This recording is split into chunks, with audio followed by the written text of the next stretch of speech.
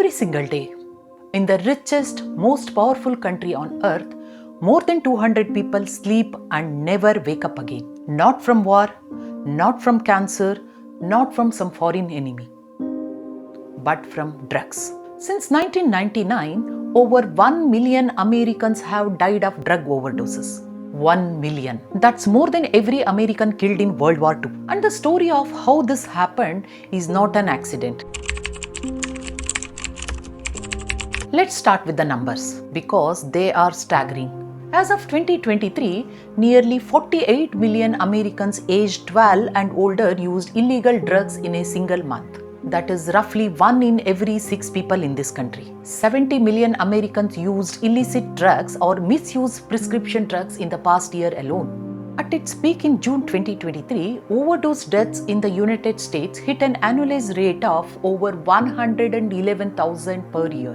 300 deaths every day. To put that in perspective, at the height of the AIDS epidemic in the 1990s, HIV was killing around 50,000 Americans a year. Drug overdoses nearly doubled that figure. The most affected states? West Virginia, Tennessee, Kentucky, Washington DC states where poverty runs deep, opportunity ran out and the pills ran freely. Now, here is the one glimmer of hopes in this dark story. The numbers have recently started to fall. In 2024, overdose deaths dropped to approximately 80,000, a 27% decline in a single year, the steepest drop ever recorded. But don't let that fool you into thinking that crisis is over. We are still losing more Americans to drugs every year than we did during the entire Vietnam War.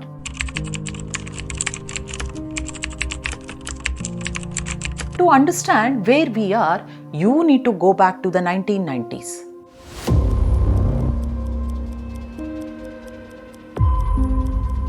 America had a pain problem. Roughly 100 million Americans lived with chronic pain, and doctors felt they were not doing enough to treat it.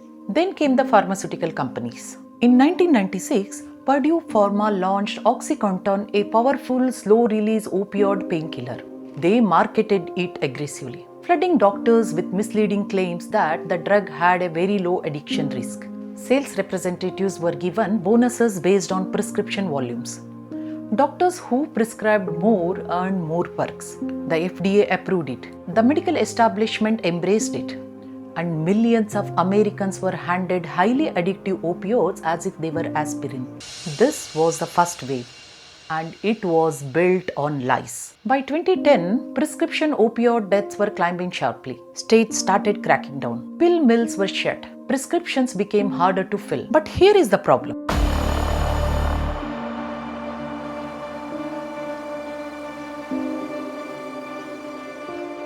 Millions of Americans were now addicted. They did not stop needing opioids. They just went looking for cheaper alternatives. That's when heroin flooded the market. This was the second wave. Heroin deaths jumped 286% between 2002 and 2013. Around 80% of new heroin users said they first started with the prescription pills. Big Pharma eventually pleaded guilty to federal crimes and paid over $80 billion in settlements.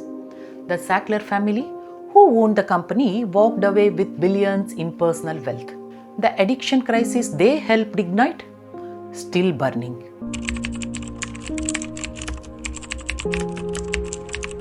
Then came the third wave. And this one is unlike anything America has ever seen. Fentanyl, a synthetic opioid originally developed for hospital pain management.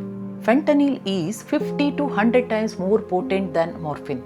A lethal dose requires just 2 milligrams, an amount smaller than a few grains of table salt. 1 gram of fentanyl, roughly the size of a single sugar packet, contains 500 lethal doses. Starting around 2013, drug cartels realized something. Fentanyl is cheap, easy to manufacture and devastatingly addictive. They began lacing it into heroin, cocaine and counterfeit prescription pills, often without buyers even knowing. In 2024, synthetic opioids, primarily fentanyl, were involved in over 48,000 overdose deaths in the United States. That is 60% of all overdose deaths in a single year.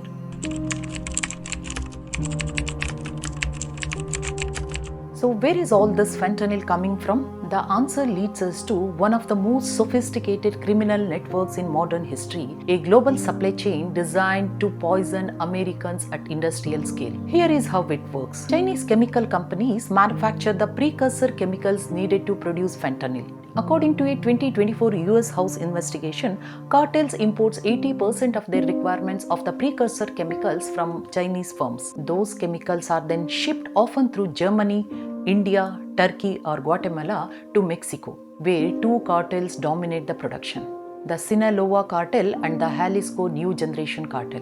They run clandestine labs, manufacture fentanyl by the kilogram, and press it into counterfeit pills using industrial pill presses ordered from China over the internet. Then it crosses the US border, often smuggled by American citizens. In fiscal year 2024, more than 84% of fentanyl traffickers caught were US citizens, not foreign nationals. In 2024, the DEA seized over 55 million fentanyl-laced fake prescription pills. That represents more than 367 million lethal doses. The economic cost of all this? In 2020 alone, the opioid epidemic cost the United States $1 trillion in healthcare, lost productivity, criminal justice, and the shattered families. That is more than the GDP of most countries.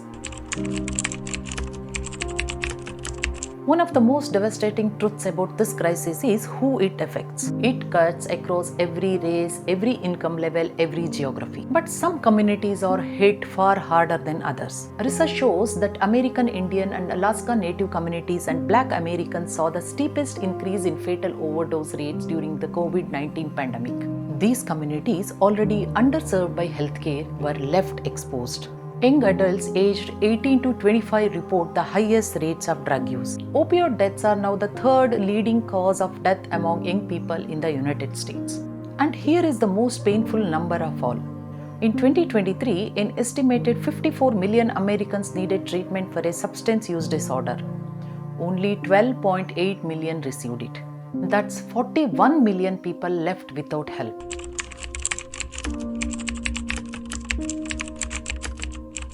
The federal government spent nearly $45 billion on drug control in 2024. Naloxone, the overdose reversal drug, has been made more widely available than ever. Treatment access has expanded under Medicare. The Trump administration in 2025 designated the Sinaloa and Jalisco cartels as foreign terrorist organizations, opening up new prosecution tools.